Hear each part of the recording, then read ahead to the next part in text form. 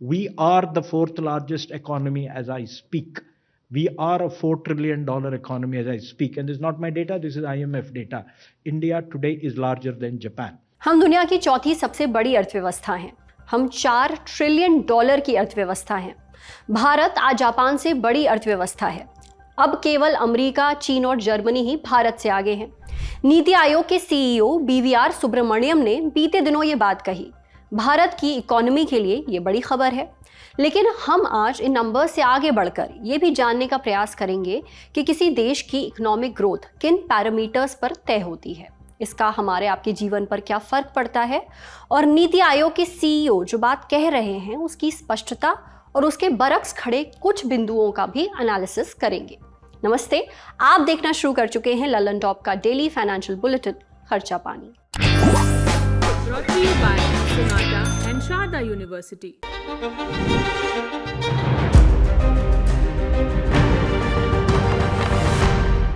भारत की इकोनॉमी को लेकर ये बड़ा दावा BVR सुब्रमण्यम ने नीति आयोग गवर्निंग काउंसिल की 10वीं मीटिंग के बाद किया। ये भी कहा कि अगर इसी रफ्तार से चलते रहे तो 3 साल में भारत दुनिया की तीसरी सबसे बड़ी इकोनॉमी होगी। उन्होंने IMF की अप्रैल 2025 की वर्ल्ड इकोनॉमिक आउटलुक रिपोर्ट का हवाला दिया। इस रिपोर्ट के मुताबिक भारत की GDP $4.187 ट्रिलियन यानी करीब 356 लाख करोड़ रुपए तक पहुंच गई है। ये जापान की अनुमानित GDP $4.186 ट्रिलियन से थोड़ी ज्यादा है। Where the software engineer meets the talented photographer, the world comes together at Sharda University. GDP, इसका आपने कई बार जिक्र सुना होगा। शरीर का टेम्परेचर नापने के लिए जैसे थर्मोमीटर होता है, वैसे ही GDP देश की इकोनॉमी को नापने के काम आती है। लेकिन जैसे शरीर के सेहतमंद रहने के लिए सिर्फ टेम्परेचर सही होना काफ़ी नहीं है, उसी तरह किसी देश के तरक्की के लिए महज GDP का बढ़ना काफ़ी नहीं। तो क्या क्या पैरामीटर्स हैं देश की तरक्की के? देशों की आर्थिक तरक्की के लिए उनके विकास को परिभाषित करने के लिए कोई एक परिभाषा नहीं है। इसके लिए कुछ पैरामीटर्स तय हैं। पहला पैरामीटर GDP। ये देश के भीतर एक तय समय में बनाए गए सभी गुड्स और सर्विसेज की वैल्यू को दिखाती है।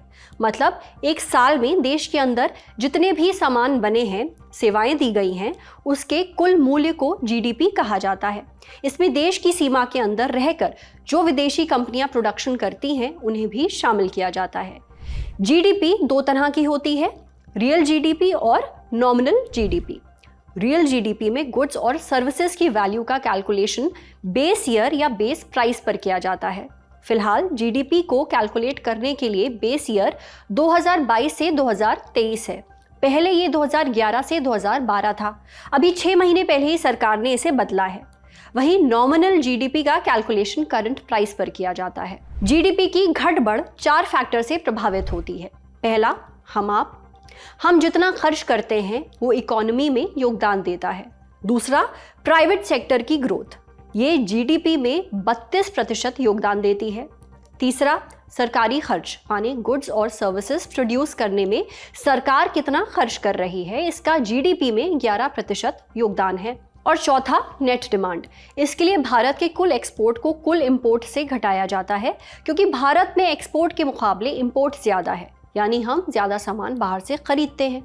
इसलिए इसका इम्पैक्ट GDP पर भी नेगेटिव ही पड़ता है। अर्थव्यवस्था नापने का दूसरा पैरामीटर पर कैपिटा इनकम। पूरे देश में हर व्यक्ति की आय कितनी है, ये जानने के लिए जितनी पूरे देश की GDP है उससे पूरी जनसंख्या को डिवाइड कर दीजिए। इस तरह से कुल कमाई में प्रति व्यक्ति का हिस्सा कितना है ये नंबर निकल आता है। प्रति व्यक्ति आय ज़्यादा है तो उस देश के लोग आर्थिक रूप से बेहतर स्थिति में माने जाते हैं। एक बात यहाँ गौर करने वाली है कि प्रति व्यक्ति आय निकालते वक्त हर आदमी, औरत, बच्चे, बूढ़े, यहाँ तक कि नवजात बच्चों को भी गिना जाता है, माने कमाने वालों और ना कमाने वालों सबको। अब सवाल यह है कि देश की पर कैपिटा इनकम कितनी हो तो देश को विकसित कहा जाएगा। अर्थशास्त्रियों में इस बात को लेकर अलग अलग राय है। बिजनेस स्टैंडर्ड की एक रिपोर्ट के मुताबिक 12,000 से 15,000 डॉलर के बीच की सालाना पर कैपिटा इनकम होना एक विकसित देश बनने के लिए जरूरी है। वहीं कुछ अर्थशास्त्री 25,000 से 30,000 डॉलर के बीच का फिगर देते हैं। भारत सरकार कह रही है कि देश चौथी बड़ी इकोनॉमी बन गया है, लेकिन अगर पर कैपिटा इनकम के मामले में देखें तो भारत 197 देशों में 141वें नंबर पर है। इस मसले पर रिजर्व बैंक ऑफ इंडिया के पूर्व गवर्नर सी रंगराजन कहते हैं, 2047 में जब भारत की आज़ादी के 100 साल होंगे तब हमें विकसित देश बनने के लिए हमारी पर कैपिटा इनकम 13,000 डॉलर के करीब होनी चाहिए। फिलहाल ये 2,000 डॉलर के करीब है। तीसरा पैरामीटर, इंडस्ट्रियलाइजेशन का स्तर। किसी भी देश की तरक्की के लिए बड़े पैमाने पर इंडस्ट्रियलाइजेशन की ज़रूरत होती है। देश में जितने उद्योग उतने रोजगार, साथ ही देश की कुल आय में भी इसका बड़ा योगदान होता है। और चौथा पैरामीटर, रहन सहन का स्तर, मानिए स्टैंडर्ड ऑफ लिविंग। जिन देशों में पर कैपिटा इनकम के आधार पर कैटेगराइजेशन मुश्किल होता है, उनमें स्टैंडर्ड ऑफ लिविंग को मानक माना जाता है। उदाहरण के तौर पर अधिकतर विकसित देशों में हर 1,000 जन्मे बच्चों पर 10 से भी कम मौतें रिकॉर्ड की जाती हैं। साथ ही इन देशों में औसत आयु 75 साल रिकॉर्ड की गई है। वर्ल्ड हेल्थ ऑर्गेनाइजेशन की वेबसाइट कहती है कि साल 2000 से 2019 तक पूरी दुनिया में औसत आयु 6 साल तक बढ़ी है। स्वास्थ्य सुविधाएं जितनी बेहतर होंगी, शिशु मृत्यु दर उतनी ही घटेगी, साथ ही औसत आयु में भी इजाफा होगा। तो ये मानक आर्थिक आधार पर कोई देश कितना डेवलप है उसकी तस्दीक करते हैं।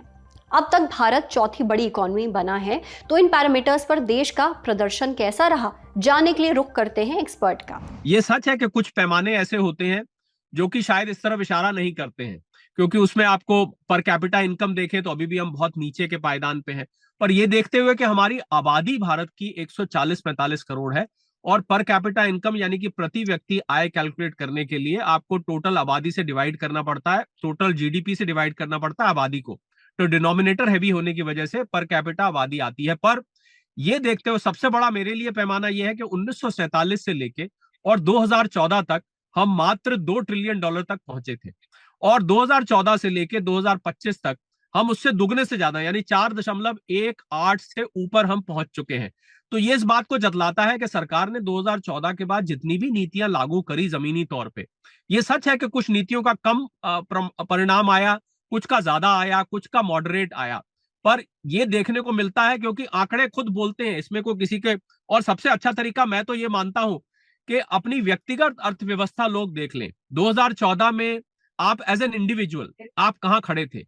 क्या आपने 2014 के बाद तरक्की करी है? क्या आपकी आय बढ़ी है? क्या आपकी फैमिली का लिविंग स्टैंडर्ड बढ़ा है?